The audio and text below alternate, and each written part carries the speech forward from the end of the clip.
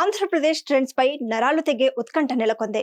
ఉదయం 8 గంటలకు పోలింగ్ ప్రక్రియ ప్రారంభమైన నేపథ్యంలో తొలుత పోస్టల్ బ్యాలెట్లను లెక్కించనున్నారు అధికారులు. ఈ ప్రక్రియ దాదాపు అరగంట పాటు కొనసాగనుంది. కొన్ని ప్రాంతాల్లో మరికొంత సమయం పట్టే అవకాశం ఉంది.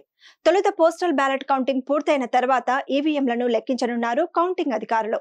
లోక్సభ ఎన్నికల్లో పోస్టల్ బ్యాలెట్లలో తొలి ఫలితం విడుదలైంది. పోస్టల్ బ్యాలెట్లలో వైసీపీకి కాస్త ఆధిక్యం తగ్గింది. బీజేపీ, టీడీపీ, జనసేన కూటమికి స్వల్ప ఆధిక్యం కనిపిస్తోంది. రాజమండ్రి రూరల్లో గోరంట్ల బుచ్చయ్య చౌదరి ఈవీఎం తొలి రౌండులో 91 ఓట్ల ఆధిక్యంలో కొనసాగుతున్నారు. నెల్లూరు సిటీలో నారాయణ ఆధిక్యంలో కొనసాగుతున్నారు. కుప్పంలో టీడీపీ అధినేత చంద్రబాబు నాయుడు లీడింగ్ లో కొనసాగుతున్నారు. తొలి రౌండ్ లోనే వైసీపీ అభ్యర్థి భరత్ వెనుకబడ్డారు. పోస్టల్ బ్యాలెట్ లో మైదుకూరు టీడీపీ అభ్యర్థి పుట్టా సుధాకర్ యాదవ్ ఆధిక్యంలో ఉన్నారు.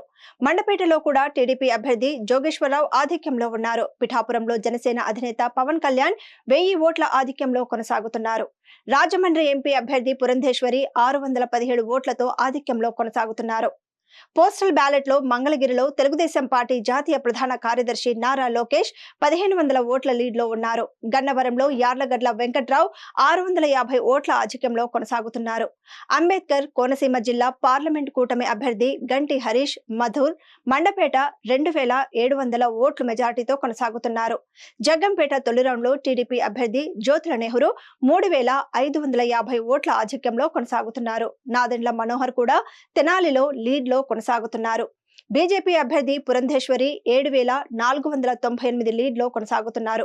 పోస్టల్ బ్యాలెట్ కు 102 నియోజకవర్గాల్లో 2 రౌండ్లలో కౌంటింగ్ జరగనుంది. మిగిలిన 48 నియోజకవర్గాల్లో 3 రౌండ్లలో పోస్టల్ ఓట్లను లెక్కించనున్నారు. ఇక 25 నియోజకవర్గాల్లో 4 రౌండ్లలో పోస్టల్ బ్యాలెట్లను లెక్కించనున్నారు. 111 నియోజకవర్గాల్లో 20 రౌండ్లలోనే ఫలితాలు వెలువడనున్నాయి.